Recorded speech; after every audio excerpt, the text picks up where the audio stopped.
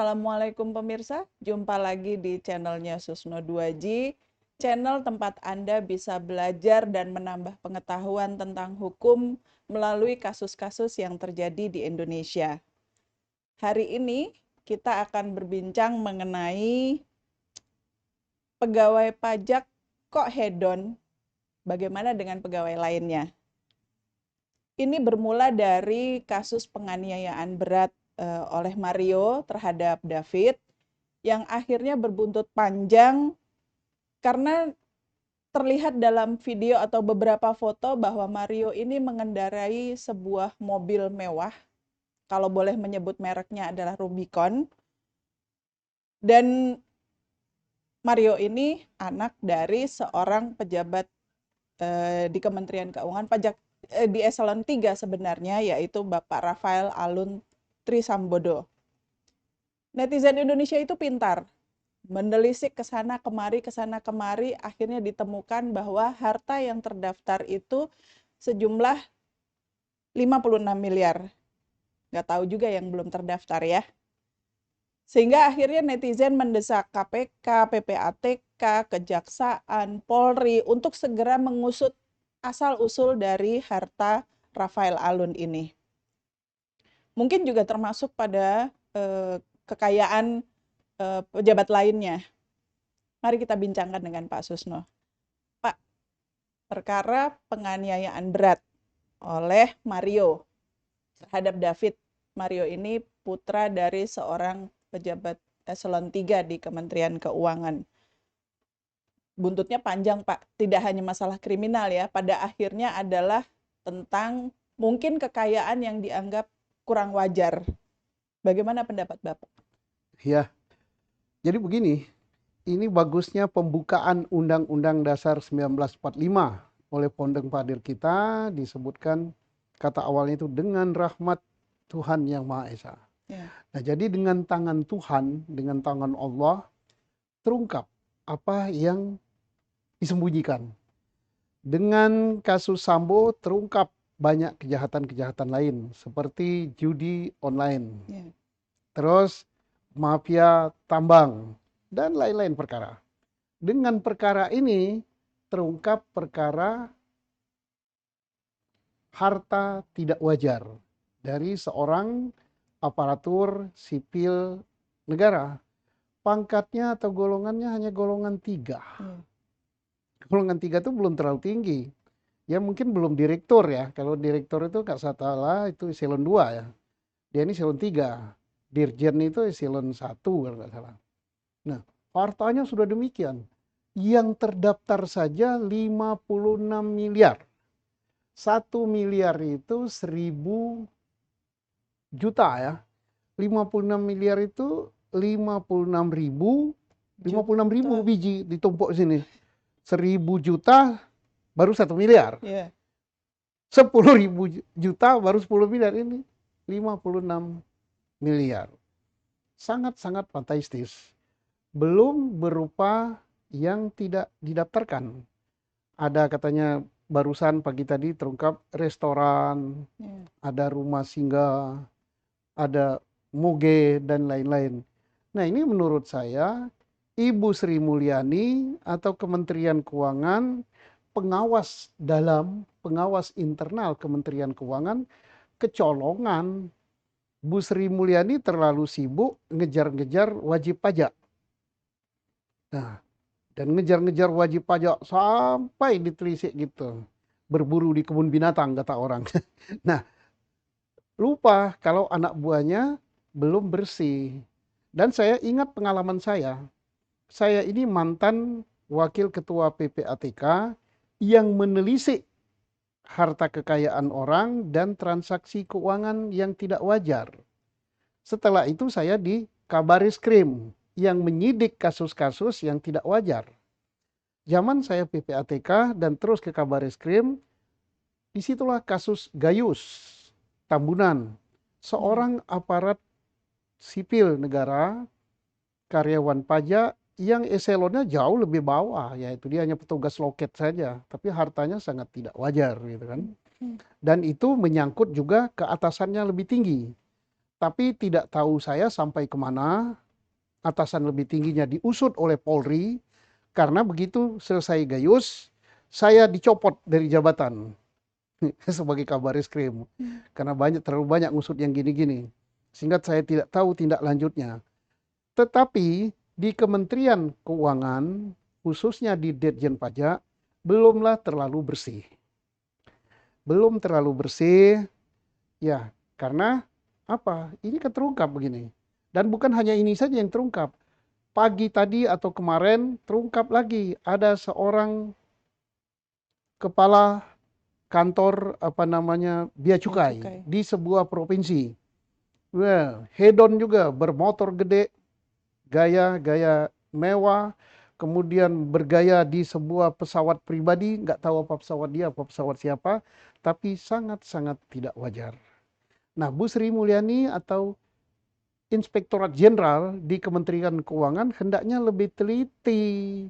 Ngapain aja sih kerjanya inspektor inspektorat itu Irjen ya, Irjen. Inspektorat Jenderal Kementerian Keuangan, lu tidur aja, digaji besar kayak gini oleh negara. Lah, apalagi dikatakan bahwa dia mengatakan pahlawan pencari dana. Bukan. Mereka nggak bayar pajak.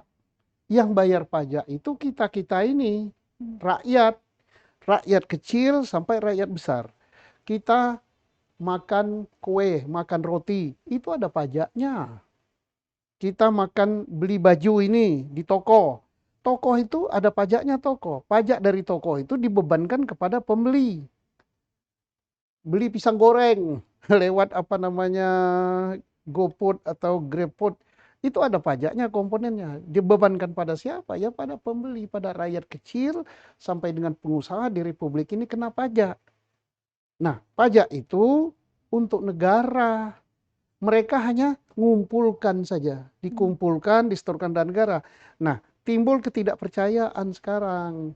Loh kok pajak yang dikumpulkan dari hasil keringat rakyat, mereka di ruangan ber-AC menikmati untuk kemewahan.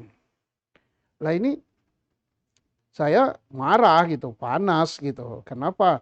Saya sebagai petani bayar pajak.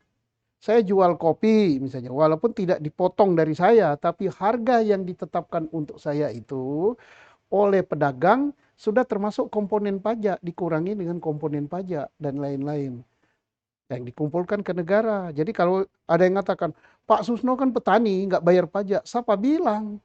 Saya jual kopi, jual jagung, jual apa-apa, itu harga beli dari rakyat.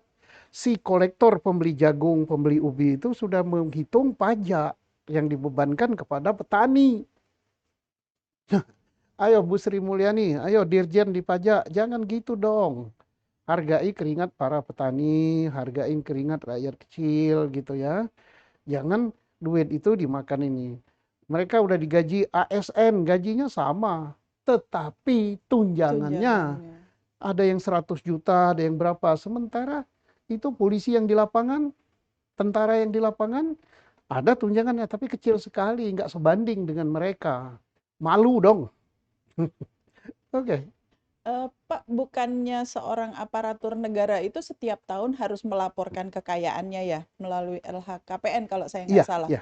Apakah transaksi Rafael Alun ini tidak terdeteksi, Pak? Ya, mestinya karena itu melaporkan melewati LHKPN dan melaporkan pajak juga harus ngisi SPPT, terdeteksi oleh KPK, KPK. dan terdeteksi juga oleh Dirjen Pajak. Tapi nggak tahu apa tindak lanjutnya. Iya. Dirjen Pajak masih terdeteksi itu. Kenapa pajak orang lain kok terdeteksi sampai dipanggil? Sedangkan yang ada di depan matanya sendiri didiamkan. Ya terdeteksi. Nah, kemudian saya dengar-dengar ya, karena saya masih punya jaringan juga teman-teman di PPATK, atau PPATK juga setelah dengan peristiwa ini secara resmi juga sudah mengumumkan ya, kalau tidak salah, bahwa sudah ada laporan transaksi keuangan yang mencurigakan untuk saudara Rafael ini. Dan yang lain-lain banyak yang dilaporkan tahun 2012. Tapi kenapa belum ada tindak lanjut? Nah ini Bagus sekali, ini untuk pelajaran kita bersama. 2012 sudah terdeteksi, kok baru dihebohkan 2023. Dihebohkan sekarang ini pun bukan karena laporan oleh PPATK 2012, tapi karena anaknya Mario mukul si David sampai KO, sampai opname, kemudian bergaya-gaya di depan Rubicon, kemudian banyak foto-foto orang pajak pakai moge. Kemudian yang lebih menyakitkan hati rakyat lagi, orang pajak ini membuat apa namanya klub, Ya. tulisan klub, nama klubnya bahasa Inggris lagi, saya nggak tahu lah bahasa Inggris, maklum lah petani. Tapi artinya kira-kira klub motor gede orang pajak. Berapa sih harga motor gede? Mahal. Tapi nggak apa-apa lah, itu bagus. Bagusnya apa? Terungkap bahwa ada aparat pajak di depan mata Ibu Sri Mulyani yang katanya Menteri Keuangan terbaik di mana itu? Di Asia Tenggara apa Asia ya. Tapi yang jelas terbaik. Kok aparatnya begitu? Hmm. Ya syukurlah sudah ditindak, katanya sudah dibubarkan itu, tapi lebih baik terlambat daripada tidak. Walaupun terlambat katanya sudah dibubarkan. Itu hal yang aneh. Kok pakai klub motor gede orang pajak eksklusif sendiri? Itu sangat-sangat tidak wajar. Ya, apakah hal seperti ini harus Pak Jokowi turun tangan juga? Nah, tapi syukurlah dengan adanya media sosial, koreksi daripada netizen lebih hebat lagi, ya. Sampai bahkan Menteri Sri Mulyani turun tangan, Menteri Agama turun tangan, Menko Polhukam juga beri komentar. Ya bagus juga. Inilah keuntungan daripada media sosial, bahwa apa yang tidak benar, yang tidak baik dari publik ini diviralkan. Ya. Lalu saat ini kan Saudara Rafael Alun sudah dicopot ya Pak dari posisinya. Ya. Apakah tindakan Bu Sri Mulyani ini sudah tepat Pak? Lalu bagaimana dengan pejabat lainnya yang belum terdeteksi atau belum diungkap? Belum tepat ya, itu baru tindakan awal dia dicopot ya. Tetapi tindakan berikut Dirjen Pajak. Ya. Dirjen Pajak harus melihat laporan apa namanya? Laporan pajak itu SKPT ya. Ya. SKPT saudara Rafael dicocokkan dengan apa namanya? Transaksi keuangan yang dipantau oleh PPATK, cocok enggak? Kalau tidak cocok, ya ada tindakan daripada pajak sesuai dengan undang-undang perpajakan. Kemudian KPK, Polri, dan Kejaksaan bisa menyidik juga kalau transaksinya tidak wajar, underlying. Underlying itu artinya latar belakang atau kegunaan transaksi itu untuk apa. Kalau itu tidak bisa dipertanggungjawabkan, maka dapat dikatakan itu adalah suspicious transaction. Artinya transaksi yang mencurigakan. Sepanjang dia tidak bisa membuktikan bahwa transaksinya itu benar, wajar, bukan transaksi haram, ya selamatlah dia. Tapi kalau transaksi itu haram, maka dia terkena kejahatan pencucian uang. Jadi tidak sampai di sini, harus diproses lebih lanjut. Tapi syukurlah kita berharap bahwa misalnya transaksinya itu wajar, duitnya itu bukan dari gaji tetapi warisan daripada nenek moyang atau hasil istrinya usaha dan lain-lain. Artinya Indonesia tidak melarang orang kaya, silakan. Indonesia sekaya-kayanya boleh, tetapi yang penting bahwa asal usul uangnya itu halal, bukan uang kejahatan. Kita tidak cemburu dengan orang kaya, boleh-boleh saja. Tapi pertanggungjawabkan uang itu. Janganlah uang itu adalah uang pajak rakyat gitu. Nah, jadi tidak cukup hanya dicopot saja, dan tidak cukup hanya Rafael aja. Ternyata kan berkembang ke aparat pajak yang lain. Dan ternyata mungkin berkembang kepada pejabat-pejabat di kementerian lain yang sudah dilaporkan oleh PPATK kepada kepolisian, kepada kejaksaan, atau kepada PPATK. Dan ingat ya, laporan dari PPATK itu adalah bukti elektronik. Sangat-sangat terpercaya itu A1. Jangan main-main itu. Jadi kita minta aparat-aparat yang menerima laporan dari PPATK tolong untuk ditindaklanjuti. Ya memang kebanyakan yang dilaporkan oleh PPATK itu bukan yang terkait dengan laporan yang ada di PPATK, yaitu suspicious transaction itu, banyaknya pejabat. Hmm, Nah banyak itu. Saya ini 4 tahun di PPATK. sudah hafal benar Ya dengan. hafal, saya tahu siapa yang sok bersih, siapa yang gini itu tahu saya. Lalu ini apa akibat pengawasan internalnya kurang kurang ketat ya Pak? Karena lagi-lagi pengawasan internal, kasus yang sebelumnya juga ada masalah di pengawasan internal ya Pak. Ya ini bukan tidak ketat, mungkin loss ya. Itu hanya formalitas saja, ada dirjen dengan perangkatnya, gajinya gede, tapi kerjanya nggak ada. Yang mari kita tanya, ada berapa kasus karyawan pajak yang diajukan oleh dirjen di Hmm. Kementerian Keuangan kepada aparat penegak hukum? Ada berapa? Saya belum dengar. Atau telinga saya yang kesumbat gitu. Jangan-jangan zero gitu. Jangan-jangan ya. Tapi saya berharap bahwa saya yang tidak mendengar. Saya harap itu banyak, tapi telinga saya yang tidak mendengar. Hmm. Kalau memang itu misalnya andainya nol, nah ini perlu diperbaiki internal. Selama ini kita tekan kepolisian negara Republik Indonesia, Polri dengan kasus Sambo, begini, begini, begini. Hedon Polri, sampai ke Hmm. bininya polisi pun diusut gitu kan. Pakai mobil ini, mobil ini. Ternyata aparat yang memungut duit dari kita lebih hedon lagi. Orang pajak, orang bea cukai, nah ini perlu ditertibkan lagi, gitu ya. Ditertibkan, ya kayak kayak imigrasi lah. Dulu Pak Presiden dalam sebuah pidato, imigrasi kita begini-begini. Nah sekarang kita masuk ke imigrasi kita di bandara-bandara kita. Begini bisa berubah kok. Semua pakai elektronik, pelayanannya bagus, ngantrinya tidak lama. Kata kita bandingkan dengan imigrasi di negara-negara ASEAN, apalagi dibandingkan dengan imigrasi di Arab Saudi sana, Indonesia is the best gitu. Bisa kok berubah. Masa pajak nggak bisa? Artinya kalau mau berubah ya Ya Pak. kalau mau. Dan ini tidak cukup oleh Bu Sri Mulyani saja, tidak cukup oleh menteri. Tapi Bu Sri Mulyani harus punya grab, punya tekad, punya cara bagaimana dia mengendalikan pejabat-pejabat di pajak itu supaya pejabat-pejabat di bawah dia, irjen, dirjen, direktur mau berbuat gini sampai ke bawah. Nah itu yang penting. Jadi kalau hanya Sri Mulyani saja ya nggak bisa. Maka kita harap manajemennya Bu Sri Mulyani bagus. Tidak hanya cukup dengan pengetahuan keuangannya yang bisa gini-gini. Pengetahuan yes, tapi ingat dia seorang manajer, Iya. top manajer di situ. Nah, kejadian ini kan seperti memancing kekesalan kalau nggak bisa dibilang kemarahan ya Pak, sebagian besar netizen atau rakyat Indonesia yang rame-rame bilang ya sudah kita nggak usah bayar pajak, ngapain bayar pajak kalau cuman dibuat diselewengkan gitu. Itu gimana Pak? Ini yang sangat mengkhawatirkan.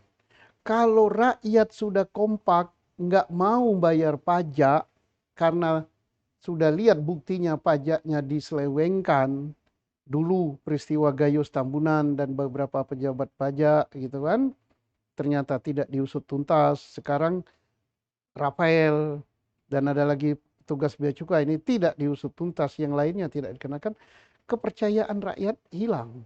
Yang paling penting itu kepercayaan. Kepercayaan itulah yang membuat banyaknya follower.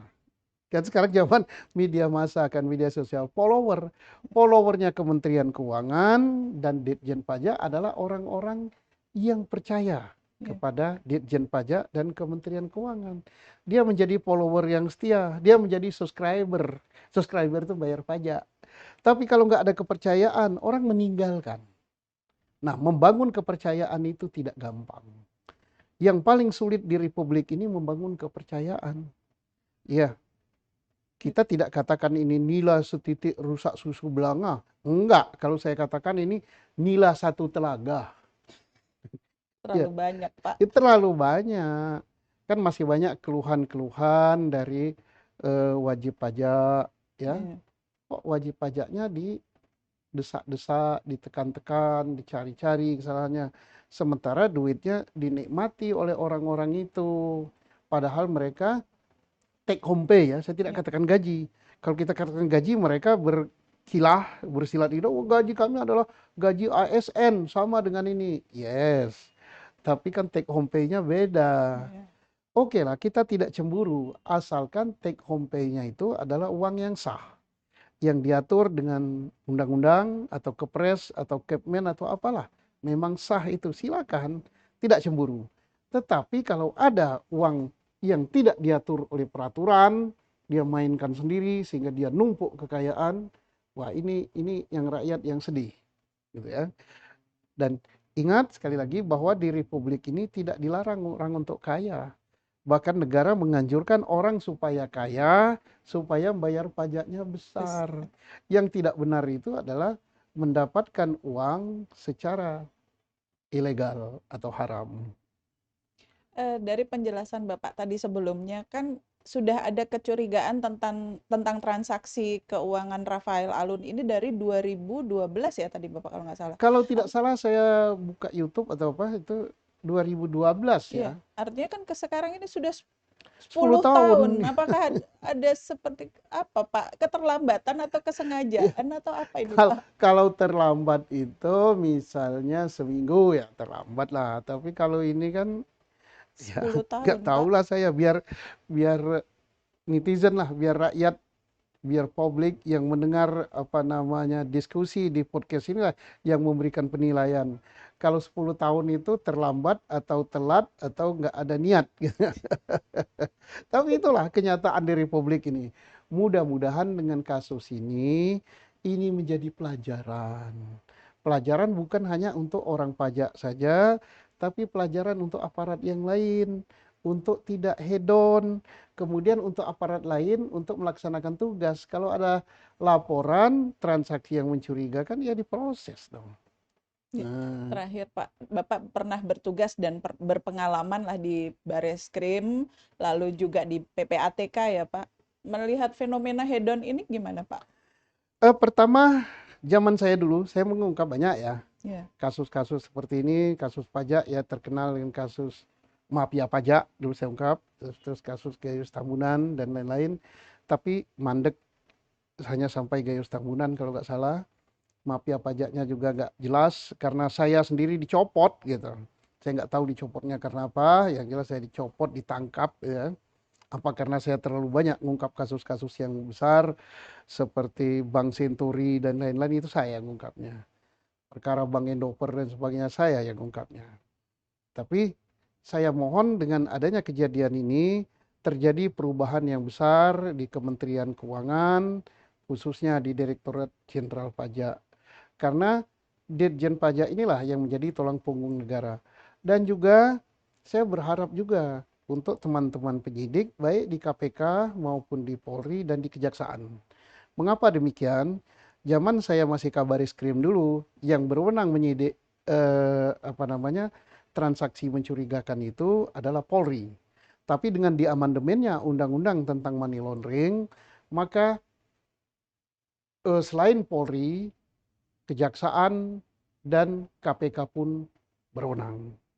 Nah kemudian kita bangga ya, kita senang lah dengan PPATK yang bisa mendeteksi transaksi-transaksi mencurigakan. Saya yakin masih banyak laporan daripada PPATK yang belum ditindaklanjuti oleh aparat-aparat penegak hukum. Karena zaman saya dulu 1 bulan itu kita bisa menghimpun sekian banyak laporan. Sekian banyak laporan transaksi mencurigakan. Tapi kita memaklumi karena waktu itu penyidiknya hanya satu. Nah sekarang penyidiknya banyak. Dan melalui transaksi mencurigakan, apa yang dilaporkan oleh PPATK ini paling enak. Kenapa paling enak? Karena data laporan PPATK itu adalah data elektronik yang sulit untuk dibantah. Ya, seperti apa? Mafia tambang gitu kan, terus apa lagi? Eh, Judi online dan banyak lagi kasus-kasus yang dilaporkan oleh apa namanya? PPATK, termasuk juga Pak kemarin itu koperasi yang dibebaskan oleh Mahkamah Agung itu. Apa Indosuria, 156 triliun tuh Indosuria. Indosuria. Itu kan ada juga aliran dana kemana kemana kemana. Hmm. Ya, itu jelas masuk itu dalam perkara apa? Dalam perkara tindak pidana pencucian uang. 156 triliun yang ditemukan oleh penyidik ya hanya 100 triliun atau berapa itu. Berarti sekian ribu miliar yang lain kemana gitu kan, karena itu triliun kan. 1 triliun itu 1.000 miliar. Kalau 15 triliun, 15.000 miliar kemana? Kalau tidak ada, tidak ketemu, itu artinya disembunyikan. Nah, dalam rumusan undang-undang tentang tindak pidana keuangan, menyembunyikan. Itu masuk. Ya, tapi kok dibebaskan? Saya nggak tahu. Apa terlalu pinternya Mahkamah Agung? Kan kadang-kadang orang itu banyak kan, terlalu pinter gitu. Kalau terlalu pinter sehingga nalar berpikirnya beda. Apalagi saya ya, tinggal di desa petani. Kalau petani itu pikirnya sederhana aja. Wah, ini masuk. Ya bodoh lah, kita petani bodoh tembak maklumi, tapi tidak masuk nalar ya, tidak masuk akal. Ya mudah-mudahan dengan ini aparat pajak, aparat Kementerian Keuangan, dan kementerian atau lembaga-lembaga negara lainnya semakin sadar bahwa hedon itu tak perlu. Ya kalau mau misalnya bermewah-mewah, ya gampang lah. Keluar dari sana masih banyak apa bidang bisnis, apa bidang apa masuk. Lebih aman kalau bisnis mau kalungnya 3 kilogram aja emas ya boleh gitu. Anting-antingnya mau sampai sini boleh asal dapat dari situ. Tapi kita lihat sekarang banyak anak-anak orang kaya ya, anak-anak konglomerat, dia bajunya sederhana, Biasa. terus apa namanya mobilnya juga sederhana. Tapi anak-anak OKB ini yang yang menyakitkan rakyat. Saya kira itulah. Baik, terima kasih Bapak untuk waktunya dan penjelasannya pada hari ini. Pemirsa, jangan lupa untuk tetap memberikan dukungan berupa like dan subscribe di channel ini supaya channel Susno 2G ini bisa semakin berkembang. Kami juga masih menerima loh informasi atau pengalaman Anda tentang ketidakadilan atau tentang ketidakpuasan dalam menerima pelayanan masyarakat, bisa dikirimkan ke alamat yang tertera di video ini. Sampai jumpa dan wassalamualaikum warahmatullahi wabarakatuh.